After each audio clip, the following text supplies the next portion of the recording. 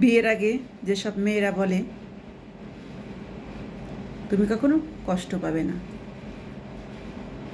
তোমাকে আমি কখনোই ছেড়ে যাব না, আমি থাকতে তোমার কষ্ট কিসের, আমি তোমার পাশে আছি, বিশ্বাস করো ভাই, সেই মেয়েরাই বিয়ের 2 বছর পর বলবে তোমাকে বিয়ে করে আমি ভুল করেছি, ঠকেছি, হেরে গিয়েছি।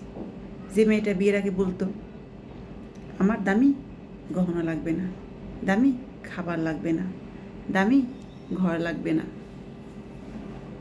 তুমি আমার কাছে সব থেকে দামি, তুমি একটা কুঁড়ে ঘরে রাখলেও তাতেই আমার শান্তি, এর বেশি কিছু আমি আর তোমার কাছে চাই না। কিন্তু সে মেয়েটা বিয়ের পর রূপ পাল্টে ফেলে। সে তখন দামি দামি কাপড়, দামি গহনা, দামি মোবাইল সেট এগুলো আবদার করে। তখন যদি সে আবদার না মেটাতে পারে পুরুষ, তখন সেই পুরুষের হাজারো কথা শুনতে হয়। তখন সেই পুরুষ সেই বিয়ের আগে নারীকে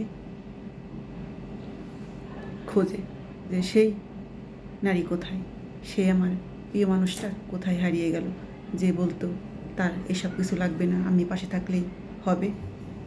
ঠিক আছে, তখন পুরুষ সে নারীকেই খুঁজে বেড়ায়, কিন্তু পুরুষ অসহায়, সে নারীকে আর জীবনেও খুঁজে পায় না, আর পাওয়া সম্ভবও না। নারী বিয়ের পর একদম পাল্টে যায়, তখন তার চাহিদা বাড়ে, অনেক চাহিদা। পুরুষ সেই চাহিদা পূরণ করতে করতে জীবনের শেষ মুহূর্তে এসে ঠেকে যায়।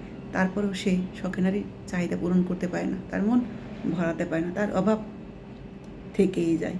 পুরুষ নিঃস্বার্থভাবে তার শখের নারীকে ভালোবেসে তার সবটা উজাড় করে দিয়ে তাকে সুখী করতে চায়, কিন্তু নারী তাকে আঘাতে আঘাতে শেষ করে দেয়।